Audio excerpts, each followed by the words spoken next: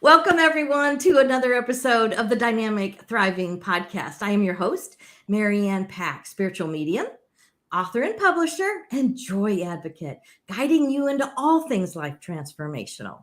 And this series is Unmuted Voices. And today I have a beautiful guest for us. Tashella Smith is joining me to talk about her Unmuted Voices story. So welcome, Tashella. I am so happy that you have joined us today. Thank you, Marianne. I am so happy to be a part of this series. Super excited to share my story and, my story of unmuting. And I'm glad to be here. Thank you for having me. Absolutely. And I want to let everyone know this podcast series is actually going to culminate into a book anthology. So look forward to Unmuted Voices and the We Are Joy book series in January of 2023. So we have lots of stories to share with you. And I am so thankful to have the opportunity to share people's voices because so many of us have found ourselves muted in the past and are just blossoming and finding our voice. And of course, as always, it's not just a physical voice. It's not how we necessarily speak. It is part of that, but it's also how we just express life. Our voice is the essence of what our life expression needs to be. And so being able to unmute yourself, you are living authentically and you are living the joy embodiment that you are. So Tashella, we're going to jump right in and I'm going to ask you, when did you realize it wasn't safe for you to speak your voice or to live your truth? When was that for you? So for me, it was in middle school. I remember it very vividly. My mom received a notification or just like basically I came home with like a slip that said that I needed some additional support in the area of comprehension.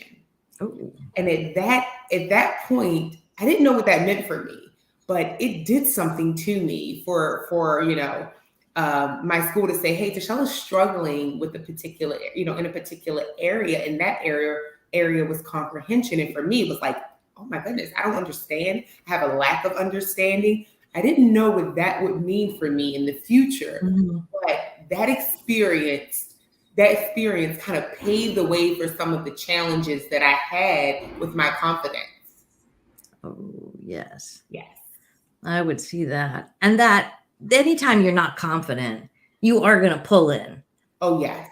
You're going to withdraw from so many areas of life because you don't know where your placement, you just don't know where you are. Exactly. So I always refer to them as indoctrinated beliefs because they could come from, for me, it was primarily religious beliefs that were toxic for me, but we can get them from our family, from our schools, from our, society, from our culture. Mm-hmm. So what were some of those beliefs that you started to believe that were true about you, but they were really lies? So like, what were some of those beliefs that would make you mute your voice? Really me believing that I didn't understand, that I was inadequate in a way, like I wasn't, let's say, quote unquote, normal. Like I had to read things a few times to understand. Because I had to do that, my thought process was, you're dumb. You're lacking, and therefore you're not like other people. And so. And it's interesting because my family always held me to a high regard. They always, I was the person you didn't have to tell to do her homework because I did it. But in my mind, I created a space where I was super critical of, the work I did. If I would, perform badly on assignments, I internalized that. And so, and again, this is early on in my childhood, but again, that kind of set the stage for some experiences I had early on in life. But for me, it was really that, you can't do it. You're not equipped to do it. You don't have the support. Just kind of that programming, that negative programming in my mind started early on. And it wasn't kind of confirmed or reiterated through like messages to my father, my mother, or my family. They thought I was amazing. It was me. I was the critical one. My father spoke nothing but like, you know, nothing but positivity. My mom always, she just knew I was just like the best kid ever. It was me. I was the one that couldn't meet my own standard. Right. At such a young age. Yes. Yeah. Talking about that with a school issue, I remember that told me that I interpreted as being dumb is a third grade reading teacher. You know how you had to, back when the dinosaurs were on the earth, when I was in third grade, we had to stand up in class for reading class and read our portion of whatever, a book or something. And so I remember standing next to this teacher's desk and she told me how slow I read and that I was such a poor reader. And I just took that on for the rest of my schooling. Isn't that crazy? It's crazy. That we have? So I always thought I was dumb. I was not as smart as everybody else because everybody else read so much faster than me. And yet, you know, so that formed a lot of my ideas about who I was as a student all the years. And it's funny because, you know, when we go back and when I went back, Mom always had a big, you know, chest of our keepsakes and things. And I always thought my sisters were so much smarter than me because I had this ingrained that I wasn't smart enough. And yet I had better grades than they did when I went back. Exactly. So it was just like, but you take it on. It's indoctrinated. It's a belief that you listen to and you created that in your life. Yeah. Absolutely. So how did this affect these muting your voice? How did that affect like the rest of your life? Like, you know, we always want to go over like relationships or your health because health was a big issue for me. You know, maybe your choice of schooling or your career choice or college. And even, you know, if you happen to be in a spiritual realm, how did closing down and muting your voice affect those areas of life? Oh my goodness. I mean, it affected so many areas of my life. I overcompensated in some areas, where in others, you know, I wasn't able to unfold and become because I was stifled by my fear. One, fear of embarrassment, fear that people will find out my little secret that wasn't a secret. And, you know, it was really that every part of my life where I really wanted to become and elevate, I was stifled by this fear that people will know I had a weakness. And so my solution to that problem was to stay in the background. If you're in the background and you're just doing the work, they will see. You don't really have to speak much, or you don't have to be in the forefront, but you can be in the background. And I made it in my mind, I made it okay that it's okay if you're in the background. You don't want to be seen, just making excuses for not really kind of dealing with that fear head on. But it showed up in work, in school. I mean, I got all A's, but I did it from the back of the room, quiet. I did it very, you know, and they were like, Tashella, your grades are outstanding, but I never hear you talk. I never hear you speak. And then I thought that I didn't have the words to articulate my opinions because, again, I'm thinking comprehension. I don't even understand what they're talking about. And mind you, I have a bachelor's and a master's. And in my bachelor's, it was a lot of, I don't understand, I don't know, a lot of self-doubt. And so from my personal relationships where I was overcompensating to my, you know, my schooling where I was just, you know, hiding essentially. And then work where I was just a worker bee, but not really, no one got to know the person Tashella. They just knew Tashella does great work. She's good at what she does, but we don't know who she is.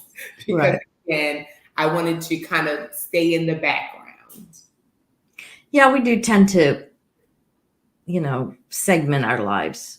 You know, it's safe here and I can do this much, but got to put that barrier up because what if they find out I'm an imposter? What if they find out I really am dumb, or whatever the messages we've got going on in our head. So what were the aha moments that started? Like for me, it was a big jolt at 34 when my body crashed. That was my first boom, you got to do something different. And then, there was a culmination all along the way as I started growing. So, sometimes it's a big jolt, an aha, and then sometimes it's just little steps along the way, as we continue to grow and focus our attention to becoming more authentic or more true to who we are. So what were those aha moments for you? So honestly, Marianne, they came in waves. Oh. And it was like I was, to some extent, I was outside of my body watching it happen to me. And so I think it first happened where I was in grad school. And, I had this strong feeling in drawing to my director. And I said, look, I want to learn. I want to, I want you to challenge me because I'm ready to push myself. I had done a lot of maturing in my undergrad. And so I took a year off of school and I said, I'm going back to grad school. It took a lot of courage because, again, those thoughts in my head, Tashella, you can't do it. Grad school is for smart people. You're not in that category, although everyone else thinks you're smart, right? And so I got up enough courage to apply. I got in and I said, my mission is to make a connection, because I knew one-on-one I was good because I could connect with people one-on-one. And so I used that to my advantage. I connected with my director and he said, Tashella, I never hear from you. I see and I sense you have a desire to learn and grow, but I don't hear you talk in class. And so from that point forward, he would call on me. Mary Ann, when I tell you, I begin to shiver and have many panic attacks before that class. Like, is he going to call me today? I have to be ready. Oh my goodness, is he going to call me today? But that is exactly what I needed to face the fear. I needed someone to make me uncomfortable and make me do the thing that made me quiver. And he did it. He did it. And it was like a ripple effect from there. It was like from there, I went to work. And again, I started to come out of my shell at work. I started to be a little more of Tashella and stop. I did less segmenting and I was able to be a little more of myself. And they saw I had this drive and this fire to learn and to grow. And so my supervisor at the time decided to put me on a panel. I'm like, a panel? I don't know what I'm going to say, right? And then she said one thing that was so profound, it changed my trajectory. She said, Tashella, one day you're going to be my boss. For her to say that to me, it kind of brings tears in my eyes today. I was like, and I thought she was just like the most incredible thing. She had the best problem-solving skills and she just knew how to talk. And she was just the epitome of professional at that point in my life. And when she said that, something happened inside of me that activated. And I was like, you can do this. No, you got this. That's beautiful. When you said that, I just got chill bumps running down my face. When I said it happened to me. Yeah, because, when we have somebody else that believes in us, it's just like I always told my sons. I homeschooled my sons all the way through high school. So, I just always told them, I expect you to surpass me just as I have surpassed my parents' generation. I expect you boys to surpass my generation. Yes. So, for her to come to you, and tell you she expects you to be her boss one day, that's the food, that's the nourishment, that's what we need as young people, and for me as an older person sharing with younger people, that we do expect you to surpass us. every generation should be growing and surpassing each other. So I love that she put that in your heart, and you could hold on to her beliefs for you, even if you may not have believed it at the moment. You've taken that on, and you used her confidence in you for your confidence to move you forward even more. Yes. I love that. So, how did you start shifting these beliefs? I mean, we talked a little bit about it already, but what were some of like maybe your techniques or your methodology, or, give someone that's listening, some idea of how they could maybe start shifting their beliefs around this that has been toxic and holding them back and muting their voice. So how did you start unmuting your voice even greater?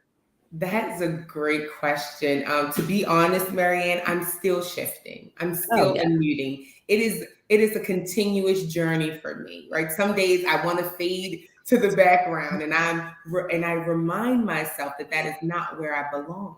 That's right. That my presence, in order for other people to fulfill their purpose, my presence must be heard. It must be felt. And so I remind myself of that, because if I don't, then I will stay in a place of comfort, which is really in the background, kind of doing my own thing. But me being at the forefront is, other people are depending on me. And that's how I look at it. For me to be brave, and for me to step out there and say the thing maybe that people are scared to say, or to do the thing that frightens me, is really me showing that fearlessness that other people, they need to witness, right? So again, for me, it's happening in stages. I'm still shifting. And it's really a choice every day, right? Every day I'm choosing to be vulnerable. I'm choosing to remember who I am. And I'm making myself, well, one thing is I'm making the people around me hold me accountable, right? So I have mentors. I have about maybe 3 or 4. And then I grew to understand my gifts, right? It's like, Tashella, you may not be good in a crowd, but one-on-one, you're great, right? So what I did was I started connecting with people one-on-one, like VPs, and, I have a counsel friend that works for my company, and we've grown a nice working relationship that's turning into a friendship. And I'm helping, or I'm asking them to help me to challenge myself to grow. And one thing about it, when I'm reaching out to these people, they're not like me. They're like, some of them are like really kind of stern, or others are really determined. They have qualities where I want to grow. So I've tapped into their strength to strengthen me. And I've always been good at that. Like, Tashella, I was able to find, like, I kind of asked myself, Tashella, what are you great at? What aren't you great at? Okay, let's find people who are great at that thing and tap into their energy. Because one thing I know is energy is contagious. And so I would tap into their energy, right? And it did something for me. Now, my now mentor and sponsor, actually, he, Tashella, what are you doing? What are you doing? I know you wanted to get a little more organized. What are you doing? I have this for you to join. I want you to speak here.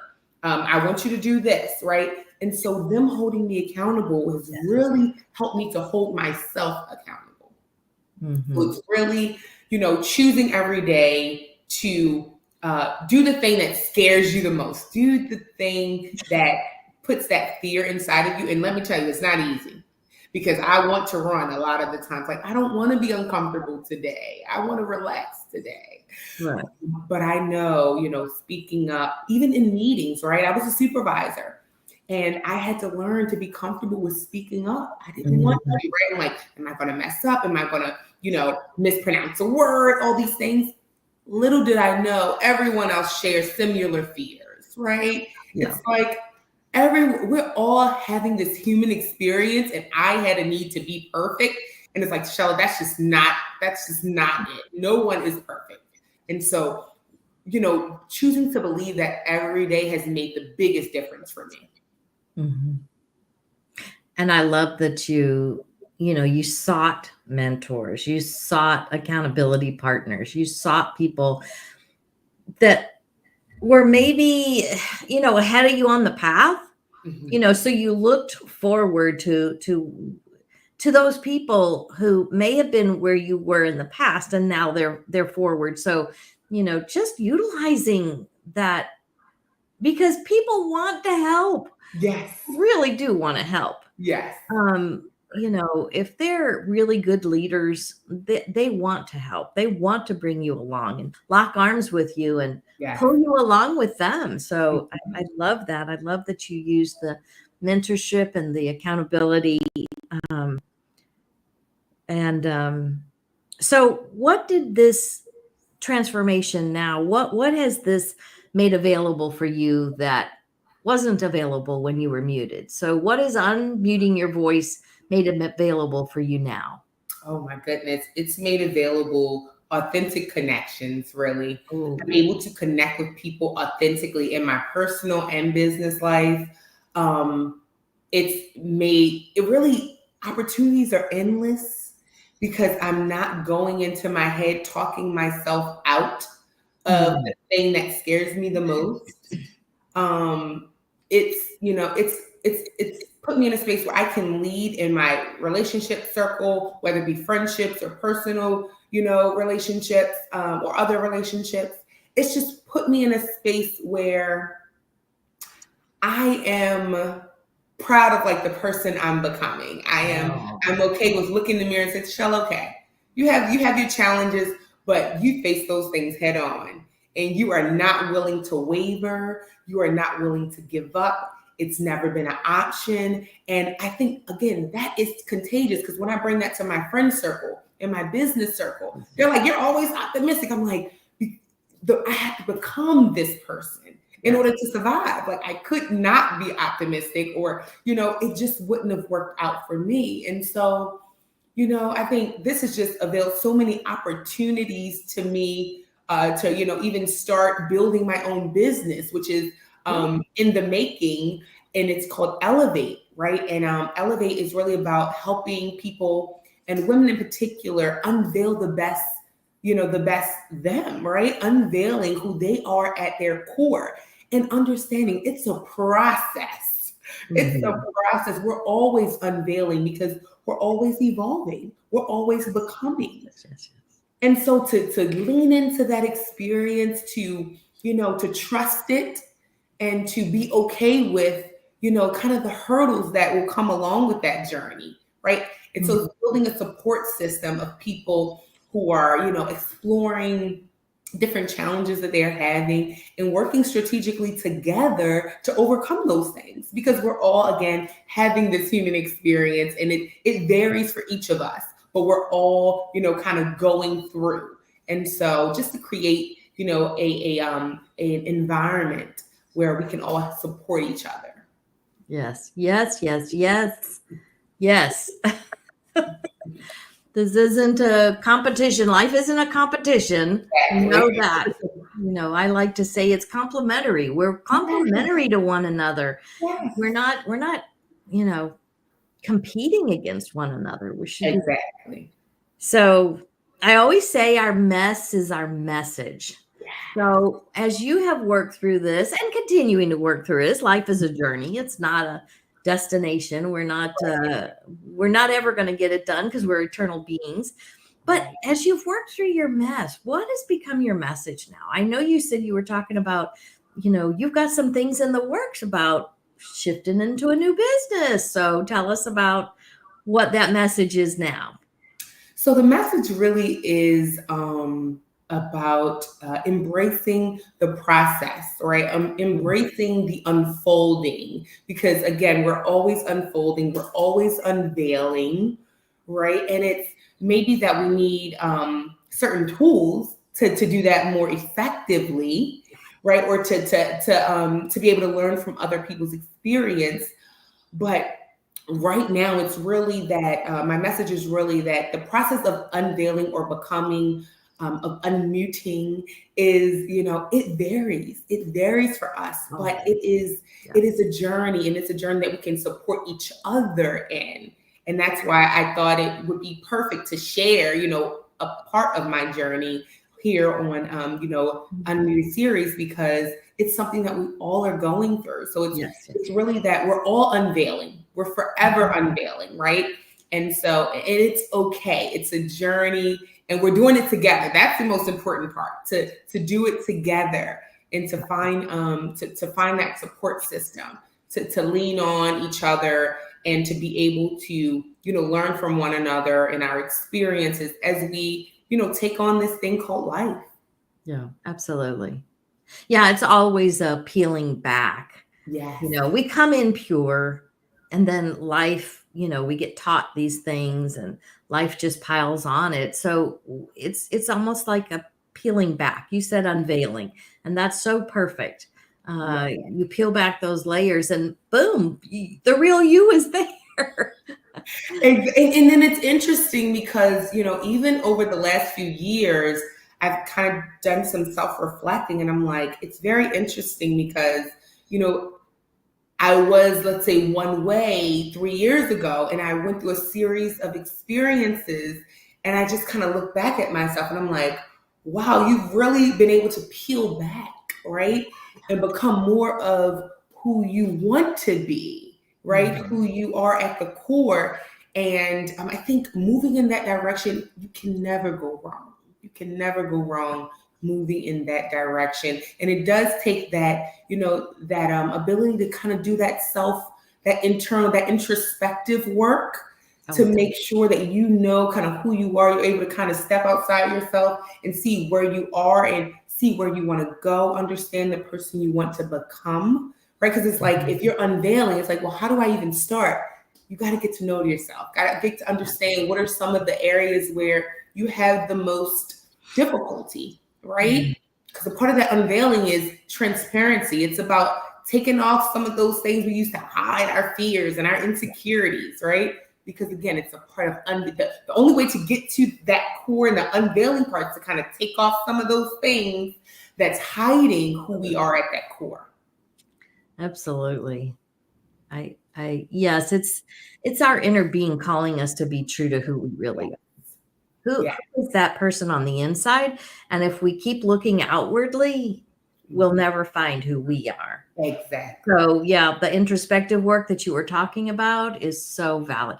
And, working with a mentor, working with a coach, because a lot of times, we're kind of got blinders on to those blocks and to those beliefs, and we almost can't pinpoint them sometimes, but sometimes somebody looking on from the outside can help you discover those things and ask the right questions, the probing questions that go, did you think about this? Or how do you feel about this? And then you start uncovering those deep-seated, indoctrinated beliefs that are holding you back. And so I definitely love that. Would you like to share anything about what you're moving into? I think you're starting to work on some life coaching, or Yes. you've also been a best-selling author in one of the book anthologies that we know about. Yes. So again, a part of me unmuting was even being a part of this anthology. I'm like, Tashella, an author writing? I'm like, never, right? But again, fear, with all the fear that set in, I still did it. I still moved scared out of my mind. I still did it. And that's what it's about. So yes, I am the author of a chapter called I Was Born to Elevate: From Poverty to Corporate America in the Be the Beacon anthology. It was my first.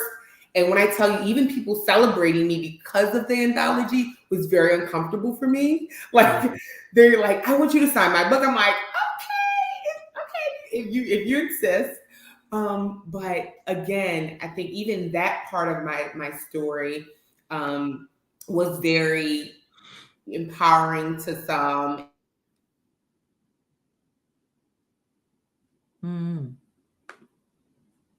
I lost you, Tashella.